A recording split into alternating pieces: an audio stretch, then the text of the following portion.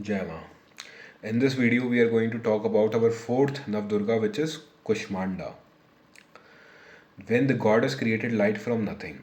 If Candraghaṇṭā is the threshold where power meets the world, Kushmanda is what happens when goddess realizes she does not need the world permission at all, because this is the form in which creation itself is initiated, not as response, not as correction, but as independent emergence.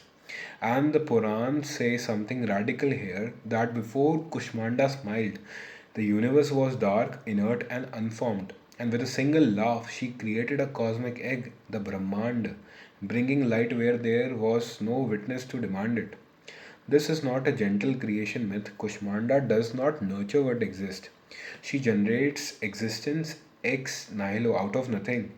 And this is why her name is linked to the cosmic gourd, the hollow vessel that holds life inside apparent emptiness, because this form of Durga teaches that power, once disciplined and asserted, eventually reaches a phase where it no longer needs to fight or restrain.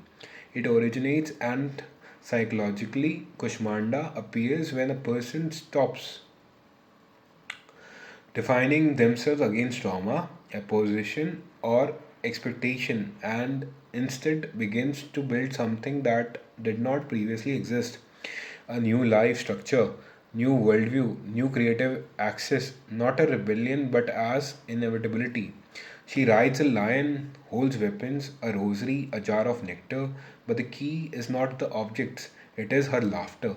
Because laughter here is not joy but effortlessness, the sign that power has crossed from struggle into surplus, and this is why Kushmanda is associated with vitality, health, solar energy, and confidence. Yet her danger is subtle.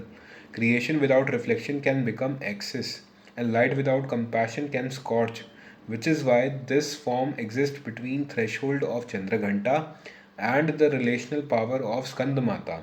She creates but does not yet ask for whom.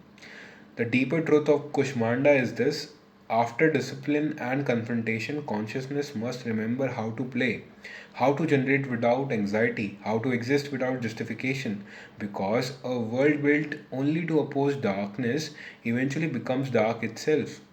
And the goddess reminds the cosmos then the goddess reminds the cosmos that the creation is not always sacred because it is moral. Sometimes it is sacred simply because it exists at all, teaching that the highest form of power is not reaction, not resistance, but spontaneous emergence. And that once you create light without needing approval, you are no longer defined by what tried to stop you. And with that, we have completed our fourth Navdurga, which is Kushmanda. Jai Ma.